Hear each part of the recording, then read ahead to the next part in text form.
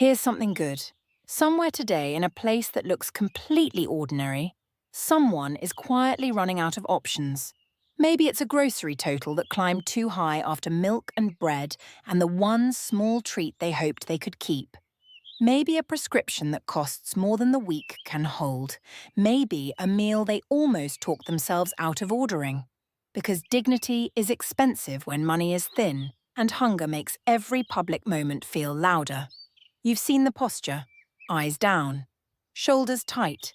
The polite smile that says I'm fine while the hands say I'm not. The pause at the register when the card is declined and the air goes thin. People behind them rearrange their bags, look at phones, pretend not to notice. Because noticing feels like staring, and staring feels like shame. And then, sometimes, a stranger appears in the story. Not a hero in a cape, just a person who notices without making a scene. They step forward. They speak softly to the cashier. They cover what is missing. They ask for no receipt photo, no social post, no full name. No debt of gratitude big enough to bruise. Sometimes they do not even meet the other person's eyes for long, not from coldness, but from care. They leave the dignity intact. They leave. That is the part people remember most, the door closing on a kindness that refused to become a performance. The helped person standing with a bag of groceries, or a filled prescription, or a warm meal, still shaken but breathing again. Later they may tell a friend, or they may keep it private forever. Either way, the moment lodges somewhere deep, proof that the world still contains soft landings. We live in an age that can make generosity look loud, cameras ready, captions waiting. But the oldest kind of help is still the quiet kind.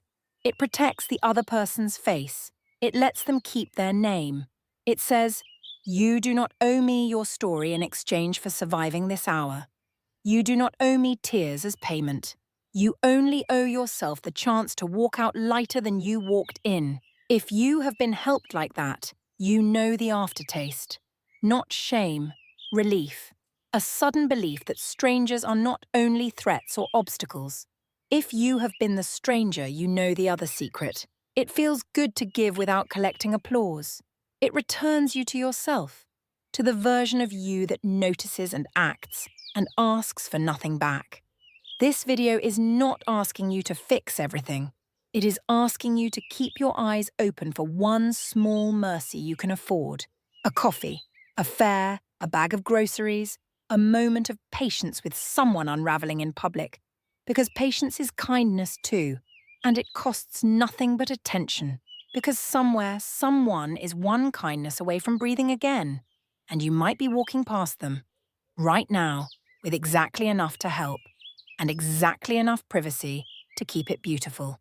Follow for more good.